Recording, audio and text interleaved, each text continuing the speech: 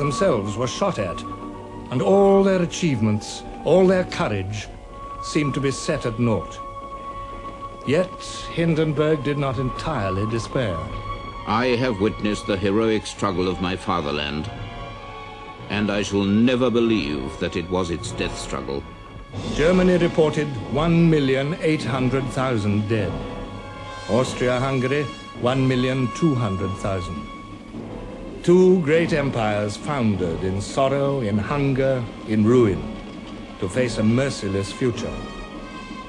The day of reckoning had come. The reckoning of victory was no less exorbitant. Nearly 5 million Frenchmen had been killed or wounded or taken prisoner during the war. That was the price France paid for victory. General de Gaulle wrote, "The sacrifice was especially cruel, since it was paid with the lives of her youth, a treasure in which France was poorer than any other European country." Here dead we lie, because we did not choose to live and shame the land from which we sprung.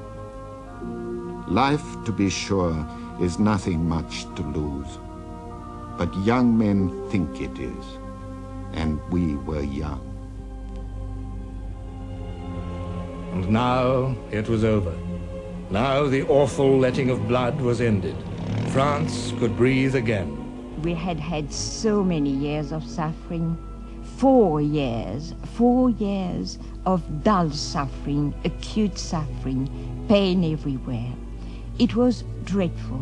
Every day we heard about somebody we loved being killed, being wounded.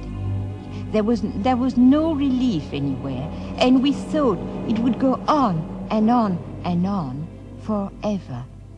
But it didn't, because armistice came. We waited for it. We knew it was coming, although we weren't at all sure when. We knew that one day it would come, and we waited with such tense feelings that everything around us seemed to wait. The town waited, Paris waited, the buildings waited. We were all kind of hushing everything because we didn't want to talk, because something was going to happen. And we waited, and it came, and the day it came, it was so wonderful. The news seemed too good to be true.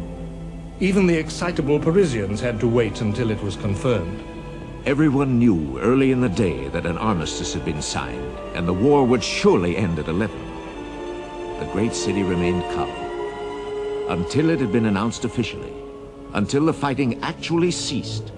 Parisians went about their affairs and conducted themselves with good sense and restraint.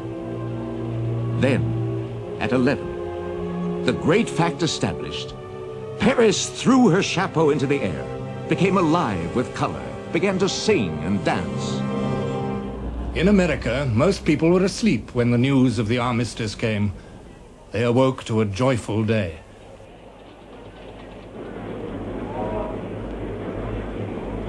America's war losses, 325,000 men, did not compare with Europe's. But at least there would be no more young Americans sailing away to death and wounds on distant fields.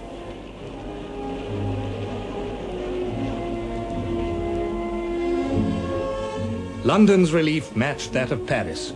Now the bells could ring and go on ringing, announcing what all British people desired to hear. There was wild rejoicing in the city, and crowds went crazy with delight. But it seemed to me that behind the ringing of these peals of joy, there was the tolling of spectral bells for those who would return no more.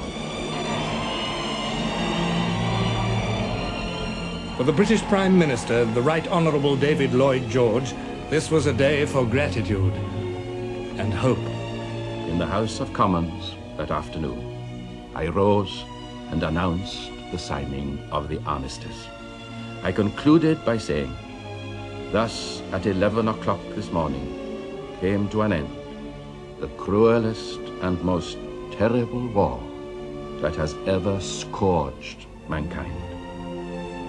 In the capitals and cities of the Allied nations, The armistice set loose a wave of exultation and expectation like the breaking of a dam. The very word was electrifying. It was Clemenceau who expressed the relief and happiness of all those people who greeted the armistice with cheers. A grand word, a great word to set down when, after 4 nerve-wracking years, lived through in the anguished expectation of the worst, suddenly a voice is heard crying, "It is finished." The armistice is the interval between the fall and the rise of the curtain. Hail to it, and welcome.